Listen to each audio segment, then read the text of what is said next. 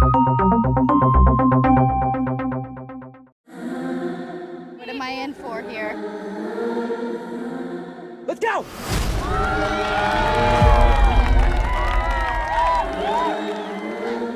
Hey! Keep it. Hello. See you guys in this interesting environment. Yeah. It's very beachy, right? Feels very South Beach. Yeah. I like it. Here we Pina are. colada. Where else should we be, right? Put on the SPF, ready to go. I seem to remember there's a beach scene in The Longest Ride. There is. We're not in it, but No, there is a they're beach not. scene. There is one. Were you just kind of blown away when you guys drove up here like, okay. This is what No, we're used to Palm this. trees and horses. This I'm used to. Actually, whoa, there are a lot of palm trees Yeah. on this farm. Very strange combination. I know, we're like in the middle of nowhere, this is great.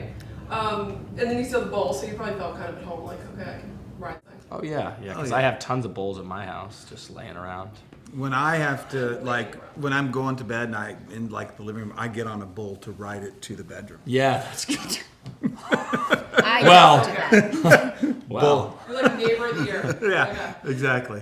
Okay. Did you like feel a connection when you saw that bowl at all, just from the movie? And I haven't even seen the bull. Is there a bull out there? there's Yeah, it's a long there haul. is. Oh. this looks scary. Connection. Well, I just hope they don't ask me to ride it. That's the connection. I bucked one. I'm like one and done. Right. It's like I play a bull rider on movies, not on, not in real life. But seriously, I know you did some training and all that stuff. You had to. No, I really did it in real life. And he did ride I the bull. rode one in real life. Yeah. Okay. So where are the scars? No, pretty good. Pretty good still. Yeah. Did you have to wear like a helmet or something? I did wear a helmet. Yeah. Because it didn't look like, well, obviously the scene was fake, but the one you looked up on YouTube. Oh, yeah, Because that happens, right? Oh, yeah. Yes. You obviously did the research, so you know, and not the safest profession. No, it's not. One of the great, the PBR, they actually, I believe they have some websites devoted to the greatest wrecks of the year every year. Oh, yeah. Right? Wow. And I actually looked through some of those when I was trying to come up with the kind of thing that happened to him. And I think the clip that shows on the film is the one I was thinking of when I wrote the novel. And not a lot of job security. that. in bull riding. Yeah, what's the benefits package there? Not much. It is not much. Health insurance? Come on. No. You get some disability? No, that's one of the real challenges of it. And I cover that more in the novel because it does become an element, and it's what happens in the novel. It's what drives him to keep writing is his desire to save the ranch for his mom because the medical bills hit $1 million. The simple fact is they can't get health insurance because it's too dangerous, and I think they're limited to $25,000, which doesn't go far if you get your skull crushed or something like that. No, Boo. probably not. But I wonder how Obamacare will affect all that. Obamacare and bull riding. It's a great It is. point. It is. I mean, they might be able to get health insurance now. Everybody's getting it. Yeah, you're gonna have a DVD with these like outtakes of,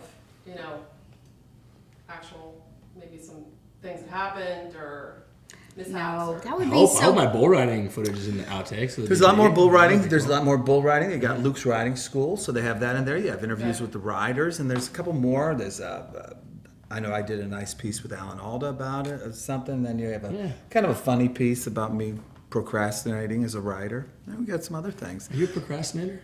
I am, believe it or not. You wouldn't think so with everything I have going on, but yeah, I procrastinate. I'm a writer.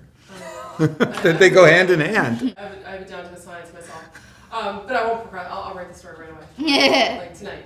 Thanks. You work from North Carolina, I was reading, so that's kind of interesting, huh? You were got to be home. Yeah, right? it was really nice. Well, there are benefits to being back home because I have a huge family and they wanted to come up and visit. It was summertime. They're using my place to go to the beach. It was kind of like a vacation for them and challenging for me to balance both. But I love being in North Carolina or South Carolina during the summertime. It's like my favorite time of year. I love the humidity and the heat, so it was nice. You'll do very well here.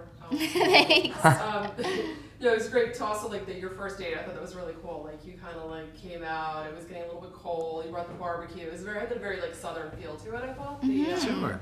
Amy's barbecue. Yeah. You can thank Amy for the barbecue. I just thought that was a really the whole the dialogue was cool.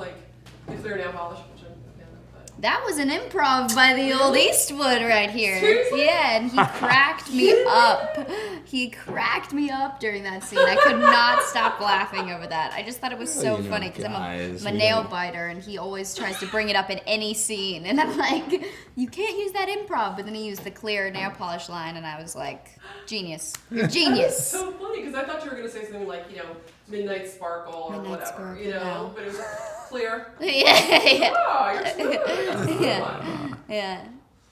What I also thought was interesting was the art of just actual correspondence, because who has that anymore? You know, like we're all texting and emailing, and who sits down to write a letter and like put the stamp on it and send it?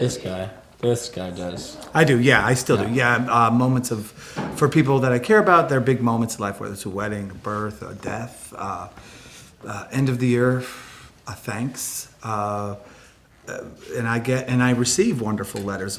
Probably the most meaningful gift I receive for my birthday every year is a letter from Teresa. Right? Yeah. And she handwrites the most beautiful letters to me that you can ever imagine. Just things you appreciate or what we've gone through. Just as a career, she's someone I've worked with for 20 years. Very, very kind, and I've saved all of them. Wow. I haven't been able to read these for years. You want me to read them to you? April April 10th, 1940. Is that the kind of way to face the burning heat?